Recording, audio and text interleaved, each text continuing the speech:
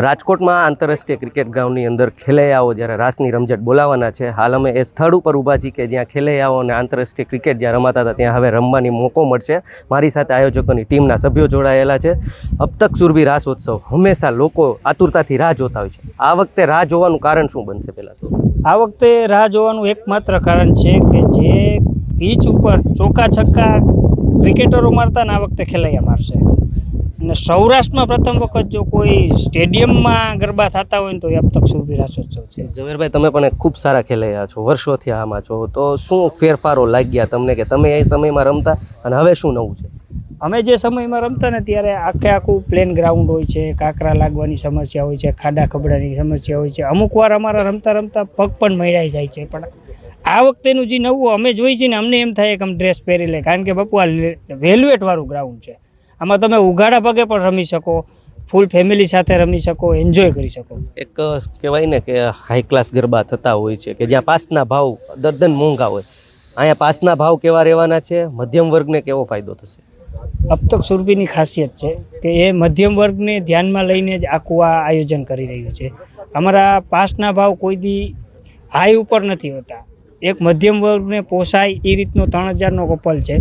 બાકી બધાના જોવો તો તમે 12,000 15,000 એ મધ્યમ વર્ગની અંદર ન જોઈ શકે. અને આ વખતે પાસના ભાવ કરતાં સુરક્ષા જોવાની જરૂર છે. તમારી દીકરી કયા ગ્રાઉન્ડમાં રમે છે, કઈ રીતનું રમે છે, ત્યાં કેવો માહોલ છે.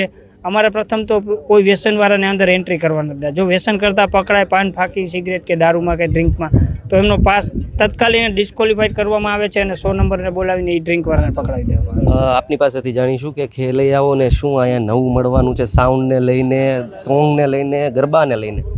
આપણે જો અબ તક સુરભી છે ને હંમેશા કંઈક નવું દેવા માટે તત્પર જ હોય છે. આ વખતે બી આપણે જો સારામાં સારી ફિમેલ સિંગર જો ગુજરાતમાં કોઈ કહેવાય તો માર્ગી પટેલ, જેમનું અત્યારે બહુ સારું ટ્રેન્ડિંગ છે.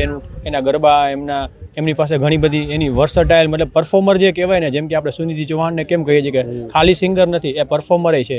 એ રીતે જે માર્ગીબેન જે ગાય છે તો સામેનું પરફોર્મન્સ લેવલ આ બધું લોકોને બહુ વધારે પડતું એટ્રેક્શન એનામાં વધારે પડતું લાગે છે કે ભાઈ એમનું બહુ પરફોર્મન્સ પણ સારું હોય છે. અને એ નવી ઘણા બધા સોંગ્સને એની પાસે ઘણું બધું કલેક્શન છે, જેમ કે ટીમલી છે, ટીટોળો છે. આ બધું આપણી જે વસ્તુઓ નવરાત્રિમાં ગરબામાં ગવાતી હોય છે એ બધી આપણે તૈયારીઓ અત્યારે ચાલુ કરી દીધી છે અને એ બધાની ઉપર વર્કઆઉટ અત્યારે થઈ રહ્યું છે. હવે 10 દિવસ બાકી રહ્યા છે. ખેલૈયાઓને શું એક મેસેજ આપવો છે? ખેલૈયાઓને એ જ મેસેજ આપીએ છીએ કે હું પોતે બી ખેલૈયો છું, હું પોતે બી રમતો.